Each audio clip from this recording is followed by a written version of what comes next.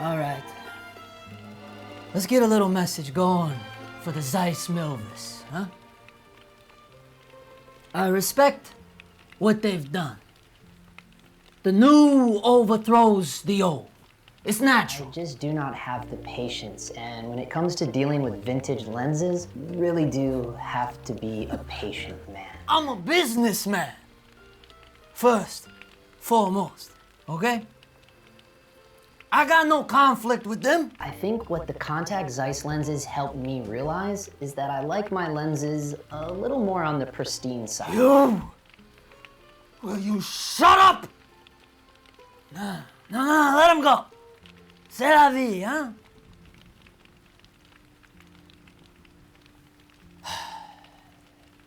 All right, it's done.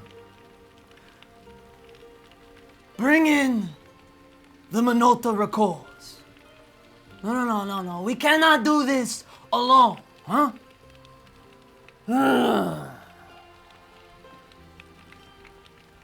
Just when I thought I was out, they pull me back in.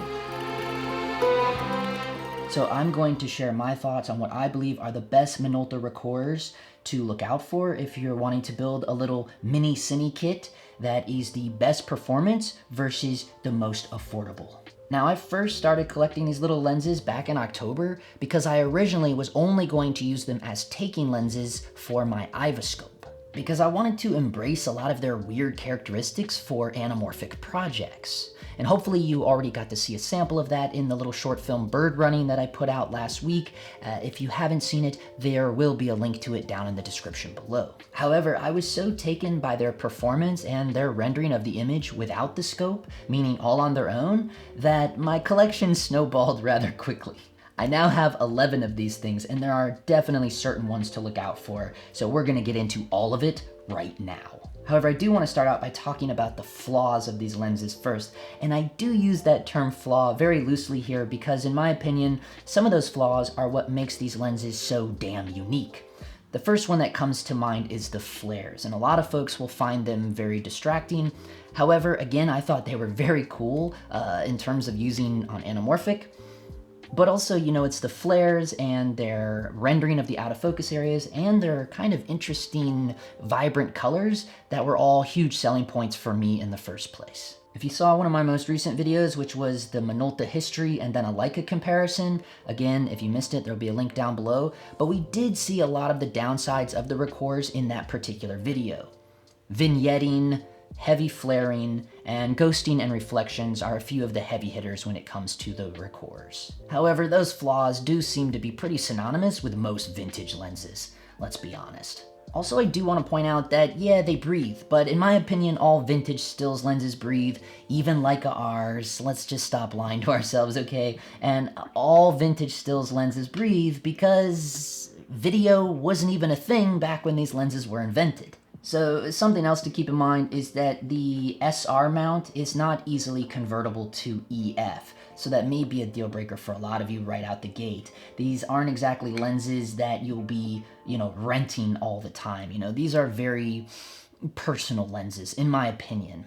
But if you have, a mirrorless camera or a Sony or Micro Four Thirds or even the new Canon RF mount, these could be a sweet option for you. And speaking of the mounts, that may be a little confusing when it comes to purchasing adapters, but we're gonna get into all of that today. In summary, if you can deal with those drawbacks, if you look at them as drawbacks, I think these are an awesome option. As I've said before, to me, they just have a very interesting painterly quality to them.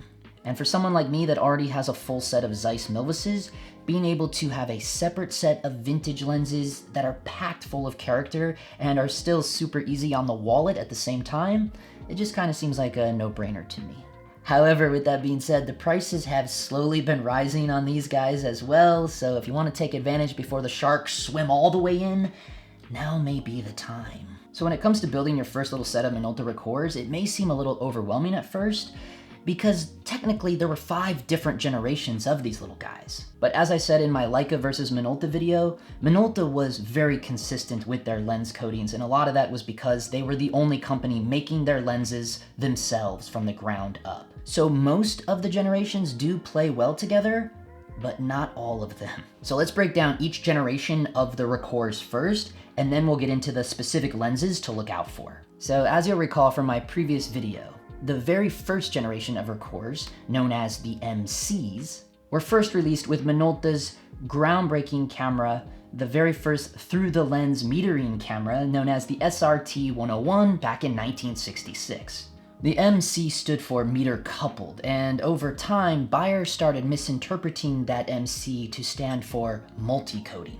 However, all of Minolta's lenses have always had multi-coatings. Besides a couple of kit lenses, all of Minolta's lenses have always got a lot of attention on their coatings and their color rendering. Because remember, Minolta was the only company making their lenses themselves. And I think that is the #1 reason why the little Rokkor lenses are so damn unique. So 4 years later, in 1970, they rolled out the second generation of the MC Rokkors. Now, both the first and second generations are very similar looking. And they are the easiest to spot because they do look pretty vintage. They all have this hipster kind of housing that looks a lot like the old Nikons, and actually modern Voigtlanders look just like this as well. Easiest way to tell an MC1 and 2 apart is just look at them from the front. So you just look at the lens from straight on, and if it has little hills and valleys like this, then you know immediately that's an MC Mark II.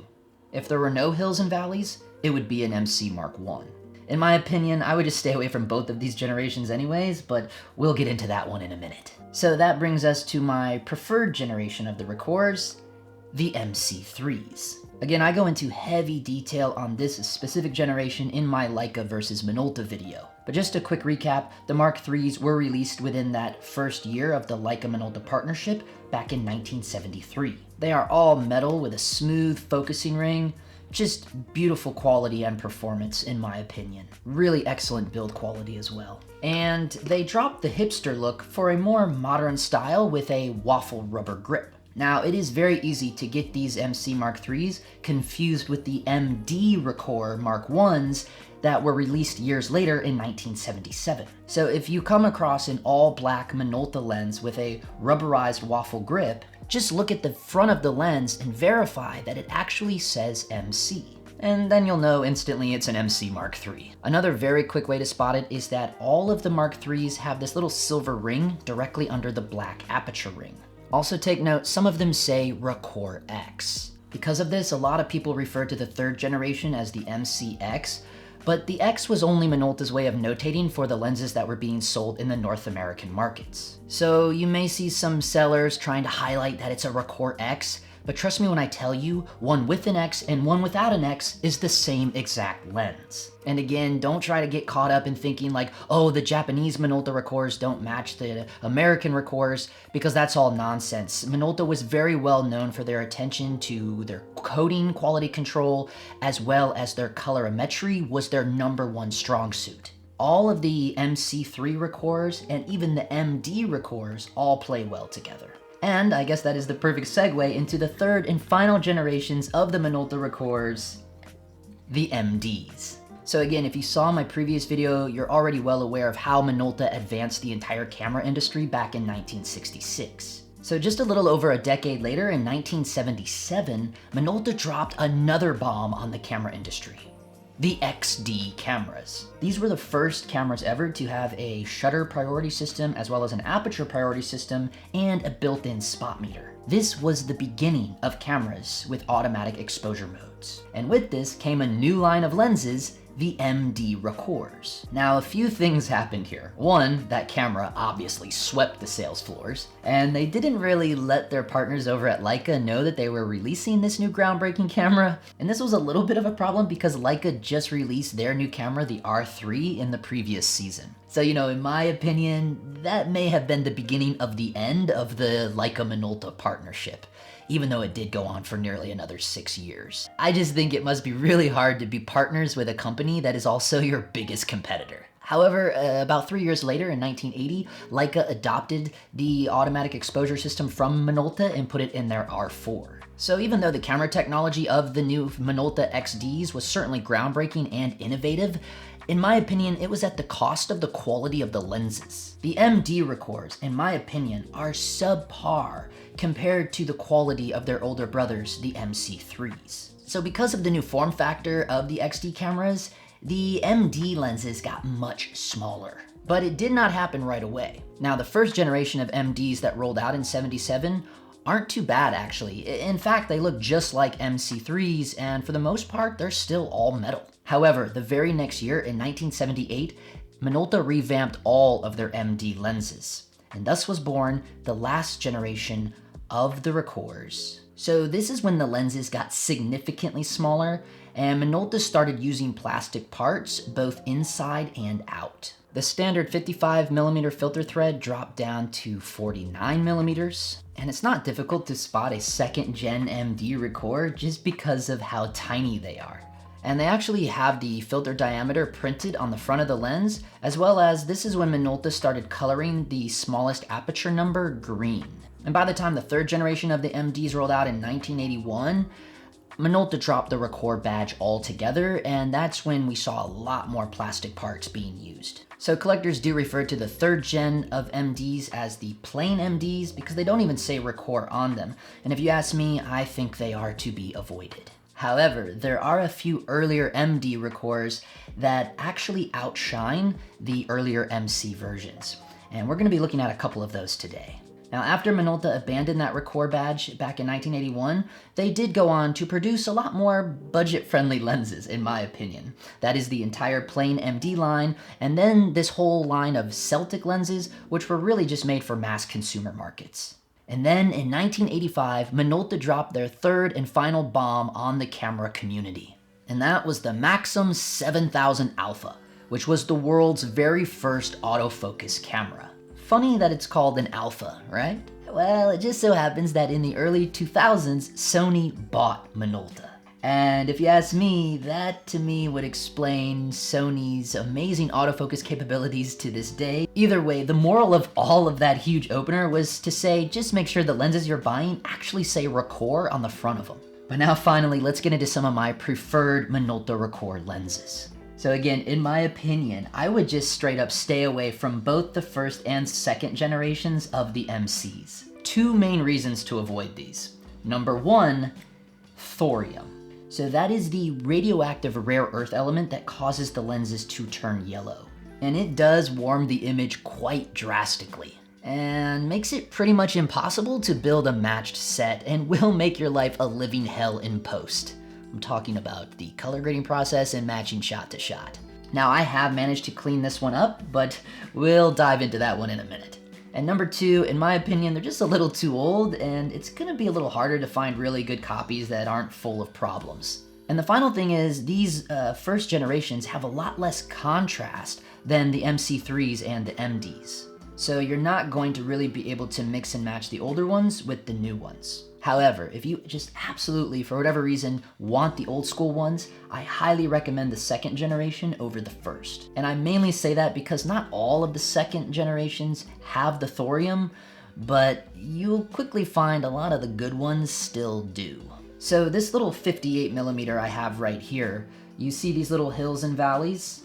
That's because it's a second generation MC Mark II from 1970. This was the legendary Minolta Rokkor that was born out of the first generations of the Rokkors back in '66, the 58mm f1.2. This lens is insane. It's only one of two of Minolta's fastest lenses ever made. And the internet has nicknamed this thing the Hawkeye because the front element is just so damn huge and beautiful. It is basically like the holy grail of the Minolta Rokkors. And what makes it even a little harder with this one is there's actually 6 different versions of this lens. So not only does it run in all 3 generations of the MCs, but then within each generation, there's 2 different versions, PG and a PF. The one that I specifically own is a Mark II PG, which means it is comprised of 7 elements in 5 groups. versus the PF, which is only 6 elements in 5 groups. Therefore, the PG actually is the better performer and is more sought after. And for whatever reason, collectors love this Mark II version, specifically one with a 250 serial number. I never could figure out why this one was more preferred. I just kind of fell for it. However, I say do not believe the hype and just get yourself the Mark III PG version. Even though many collectors will try to convince you that this is the one to have. I strongly disagree because of the thorium. Now, as you may be able to tell, I did temporarily fix that issue. I mean, just looking at it right here on the little side cam, you know, that image is pretty clear now. But it took a lot of time. So I had to cure the lens under a UV lamp for about a week straight on both sides. So if you ask me, that is way too much of a hassle, and I do not think that the UV curing lasts forever. So just save yourself the time and energy, get the Mark III version. It's the same exact lens, just better. And so that is the perfect segue into my favorite generation of the Rokkors, the MC3s. In my opinion, again, I may have mentioned this earlier, but these Mark IIIs are the most well-built. And since they were all created during the prime years of the Leica Minolta partnership, I don't know, to me, it just makes them a little more special. But that's just me, that is only my opinion. I do have quite a few of these Mark IIIs, and I've already showcased this 24mm f2.8 in the Leica versus Minolta video, so I'm not going to be talking about it anymore today. You'll just have to go watch that video. Now, I also have this awesome little 16mm f2.8 fisheye. And this was actually the first lens that Leica adopted from Minolta. However, I do plan on doing a solo video for this one as well, so I'm gonna bypass it for now. However, I will say this is an awesome little lens, and it is by far the smallest 16mm lens for full frame that I have ever seen in my life. Now, if you're into a 28mm focal length more than a 24, there is an awesome 28mm f2 MC3 Rokkor that is a perfect companion to the little 24mm. I personally do not own the 28mm. It's actually quite difficult to find a good copy of the Mark III MC version. However, I have seen and read a lot of reviews on that little lens, and I think it is a solid choice. It is an f2 consisting of 10 elements in 9 groups, and back then it was a huge competitor to the Contact Zeiss Hollywood lens. Much like the Minolta 24, the 28 also has floating element focusing for near-range correction. It's a solid performer with an excellent build, and it may well be an excellent option for those of you wanting the Contax Hollywood lens without the hefty price tag. Because you can get a mint Rokkor 28 f2 for around 400 bucks when it pops up. However, I strongly suggest holding out for the MC Mark III version over any of the MD versions that you find. Because again, you're gonna find ones where you think it's the one, but then you look at the front and it'll say MD. I don't know if you wanna go that route for that specific lens. So now let's talk about what I believe is a great starter lens if you're thinking about the Rokkors and you just wanna dip your toes in the water. This right here is the 50mm f1.4 MC Mark III. Now this little lens is a perfect companion to the 58mm f1.2, especially if you have the PG version. Because this 50mm is also a PG, which again means 7 elements in 5 groups. And in fact, it has the same exact optical design as the 58mm. So it's not quite as fast, it's a 1.4, but I must say it is definitely one of my favorite Rokkors, as well as probably one of the best 50mm vintage lenses that I have ever come across. And the legend goes that there was only one other 50mm lens of that era that could compete with this 50 1.4 Minolta. And that was the Contact Zeiss 50mm f1.7. So those two lenses apparently were like the sharpest 50mm of the 70s. And it still shows today. I mean, this little puppy is nice, and you experience it immediately as soon as you put it on the camera. And this lens will also give you a good idea of just how good the build quality is on these MC3s. The focus throw is decent, it's a little over 180 degrees, and it doesn't breathe nearly as bad as some of the other longer Minolta lenses. And it has a pretty decent close focusing range of ½ a meter. Hands down, easily in the top 3 of the Rokkors. Best part is you can find some excellent copies of this thing for under 100 bucks. Now there is a faster 50mm, the 1.2, however, it's not as good as a performer as this 1.4. It was originally released to replace the 58 1.2, And that was because they couldn't get the 58mm into the little tiny MD bodies, so they just made it a 50mm. So you can only find the 51.2 in the MD versions. And the reviews aren't as good on that one. It does perform quite softer, wide open versus the 1.4, and its overall performance just isn't as good. So I highly recommend this 1.4, and if you do buy this and you like it and you're sold on the Rokkors and you're ready to build a set, I think the next one to get would be either this 24 2.8 or the 28mm that I mentioned earlier. They're both fantastic lenses and they perform exactly the same.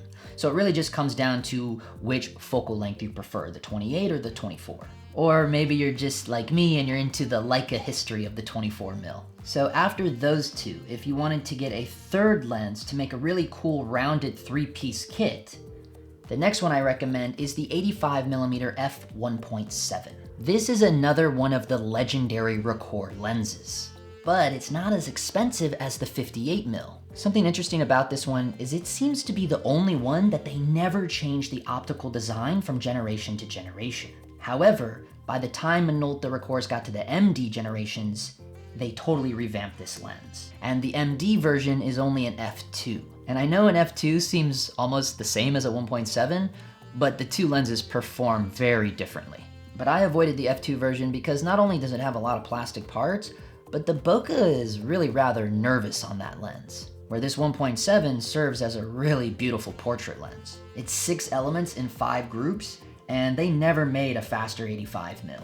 So to me, the 51.4, the 85 1.7, and the 24 2.8 are like the 3 musketeers of the MCiii Rokkor lenses. Now, if you're into mid telephoto lenses and you wanted a little more reach than that 85, this 100mm f2.5 is another excellent option. Just another stellar portrait lens, really. Now there is something to be aware of with this lens, which is quite similar to the 24mm that we talked about in the last video. And that is, even though this is an MCii Mark III, they actually made 2 different versions of this exact lens. The first one dropped in 1973, which is this one. Then in 1975, they released a second version of the MCii.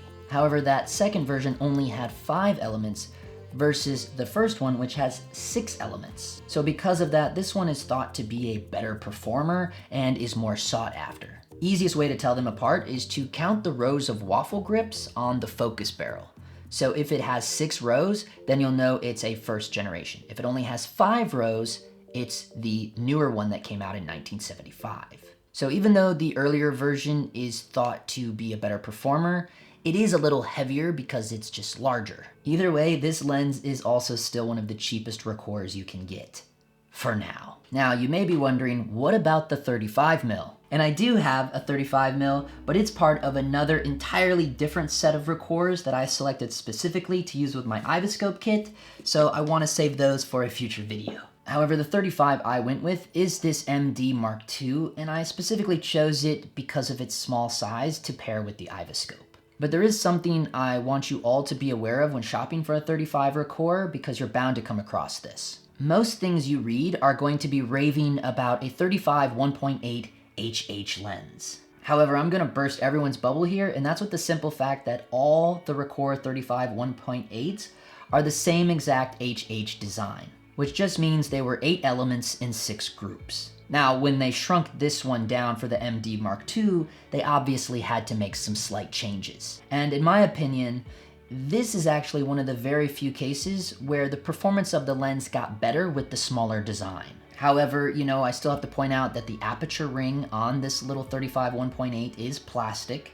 You know, and that was just something that was fairly common with all of the MD Mark IIs. And there's probably certainly more internal plastic parts as well. But again, you know, I wasn't concerned with those things because I just chose it specifically for the Iviscope.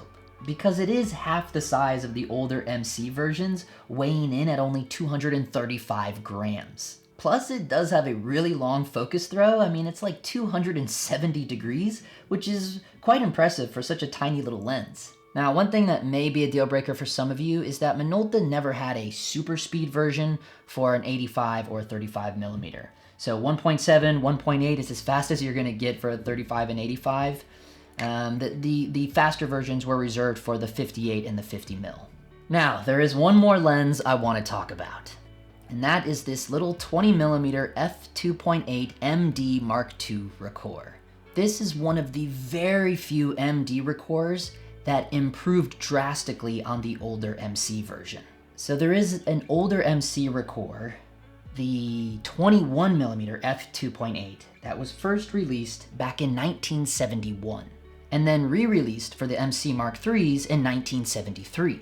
And because it was a rectilinear lens, meaning it was an ultra-wide angle with zero curvature, collectors love to rave about it. However, there are some serious issues with that lens, but let's start off with the small things first. It is quite large and easily one of the heaviest primes that Minolta ever made.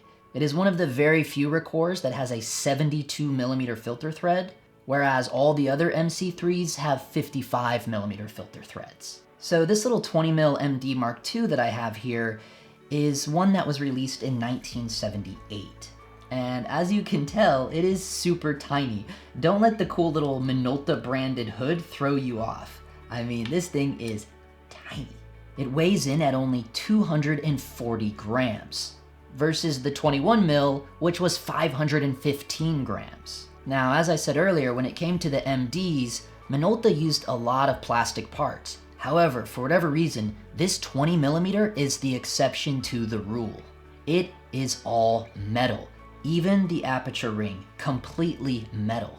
And it still has the standard 55mm filter thread that can be found on all of its older MC3 brothers. But here's the interesting thing when you compare this 20mm MD to the cult classic 21mm MC. Everyone loved that 21mm because it was 12 elements in 9 groups, and because it was one of the world's very first ultra-wide rectilinear lenses. So when Minolta revamped all of their lenses for the new little MD line, they realized they had to lose a couple of those elements to get it into this smaller form factor. So the 20mm only has 10 elements of glass versus 12. However, that actually improved the performance of the lens. The first benefit was now they had a little bit wider angle of view, we're talking 20mm versus 21, and still maintaining the rectilinear performance. But also by having less elements of glass inside, it reduces the chances of inner reflections. And like I talked about in my previous video, when it comes to ghosting and inner reflections, that's kind of a very normal nuisance in a lot of the Minolta Rokkor lenses. So this lens specifically was a huge improvement over the MC Mark III, and kind of by accident. Also, by the time they created this 20mm, it was 6 years after they first launched the 21. And there had been huge advancements made in retro-focus design, which is really important for ultra-wide lenses. The new retro-focus design allowed for a greater back-focus distance while maintaining that rectilinear performance. And the person responsible for this retro-focus design was Pierre Ingenue. Now, I'm not saying he invented this lens, I'm just saying he invented the technology that went into and improving this lens. But now here is the real deal breaker. For whatever reason, that old 21mm lens was constructed with a little black foam ring on the inside between the inner elements. There's this one last optical piece, and when I originally took apart this lens, there was some black foam going around in this section in here. And over the years, that foam ring expands and falls apart and leads to a series of problems such as excessive dust, it's more prone to fungus, and the worst one, some cases, it causes an etching to spread across the inner elements of glass. It's not exactly a crack, but more of like a web. Now, if you are someone that loves opening up lenses and think of yourself as a lens tech, you're thinking, well, I'll just open it up and take that foam ring out. Well, you know, that lens is 50 years old at this point, and in my opinion, the majority of the damage is probably already done. So all of that was enough to steer me away from that highly beloved 21mm, when this little 20mm is clearly the better performer. It took all of the best things of the 21 and just made the lens so much better, because it still has floating elements for near-range correction, and is still a really nice rectilinear lens that can focus as close as 25 centimeters. And it's half the size and weight of the 21 with a little wider angle of view. And what I really love about this specific lens is that I believe it is a great substitute for a set of Leica Rs that is missing the 19mm. Now, that is only my opinion, okay? And, you know, I may be a little biased on that because of my whole fascination with the Leica Minolta partnership, which I might add was still going on when this lens was created. And I mean, here's a little test shot of this Minolta 20mm next to a Leica R. Can you even tell which is which? And I'm not gonna tell you. I mean, the colors are pretty damn spot on. Not to mention, if you can't even afford the second version of the 19mm Leica R, this little 20mm blows the first generation of the 19mm Elmarit out of the water. And what I'm talking about here is the first version of the 19mm Leica R has no retro focus design, which just means close focusing capabilities are quite difficult on that first generation 19mm. Granted, this 20mm may be one of the more expensive ones, especially if you're seeking out a Generation 2, and it may be harder to find a good copy, but when you do, chances are it'll be a really, really stellar good copy, because these lenses aren't that popular. They haven't been passed through as many hands. And when you compare this to the price of a 19mm Elmarit, it is a drop in the bucket. Now, I'm not saying to use this instead of a 19mm. I'm just saying it could hold you over until you find a good version that you can afford. However, when shopping for the Rokkor, I strongly suggest getting the MD Mark I or Mark II. And again, that's as simple as just looking at the front of the lens and verifying that it actually says Rokkor on the front of it, because they did carry this 20mm on into the plain MD generation as well. And we already know that that one is gonna have a significantly ton of plastic on the inside and out. Okay, so the last thing I wanna hit on when talking about these Rokkors is modifying for cinematography use. Again, they're not easily converted to EF. A lot of the times you're only gonna find adapters that have really bad optical elements in them, you know, in order to achieve focus properly. Kind of the same issues that we used to have with the Canon FDs. But like I talked about in why I'm stopping converting to EF altogether video, I use this awesome NovoFlex SR mount to RF. So that brings me to another issue, because I have been getting hit up about what's an SR mount. Well, the SR mount is the actual name of the mount for all Minolta lenses. I don't care if it's an MC generation or an MD generation. The only differentiation that mattered is if you're actually going to use these lenses on actual analog Minolta cameras. So the MD don't really play well on an MC camera, and the MCs don't really play well on an MD camera. But for us in the cinematography world that are just converting these things anyways, we don't have to worry about any of that. So when you're shopping online, you might see an adapter that says, oh, this is an MD mount, and then you see, oh, this is an MC adapter. Don't get confused by that. They all work. It's all essentially the same SR mount. But again, I highly recommend the NovoFlex, and obviously, you know, I'll throw some links down below to help make your research a little easier. Now, when it comes to declicking these guys, I don't really advise that, because surprise, surprise, they have the same issues that the Leica Rs have, which if you're not aware, they do suffer from iris creep once you declick them. Now, a nice substitute to that is that all of Minolta lenses have half clicks. So from their largest aperture to the first stop down, it's always declicked. So you can just slowly roll into that first stop. And then from there onwards, it's half stops and full stops. So like for instance, this little 50mm right here,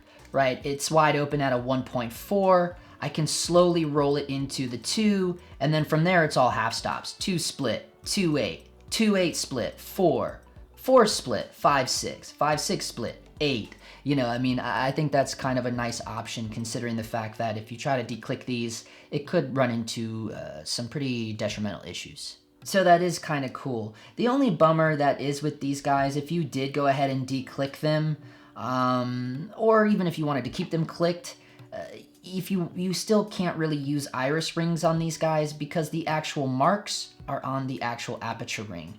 So, you know, it's going to be one of those lenses that always just has one gear on it, which, you know, is kind of a bummer when it comes to modding for cinematography use.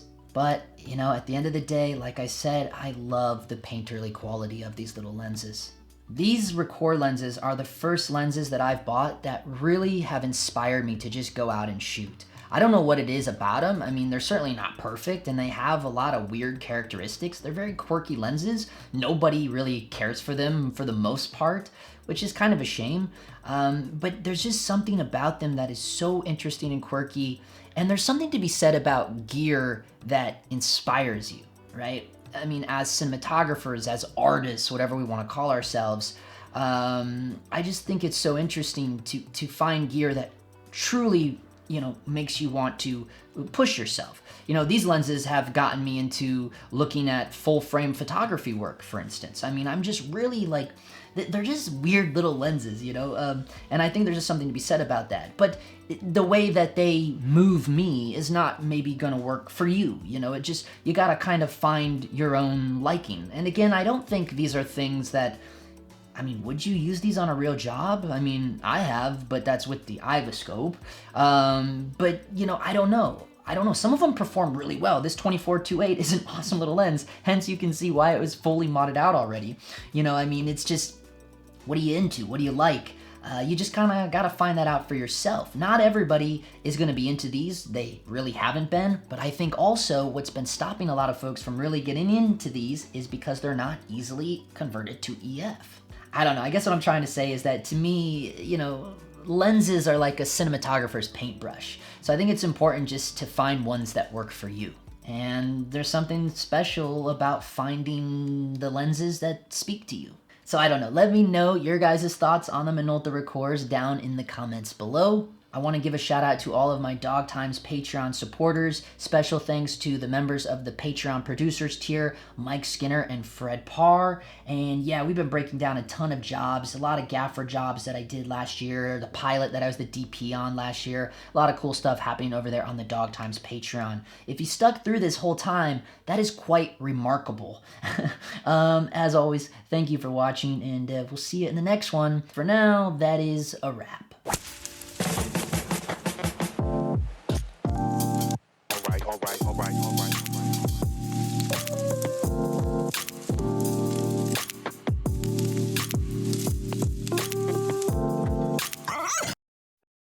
I'm always curious what my YouTube videos sound like to you guys. Does it just sound like I'm living during like a world apocalypse?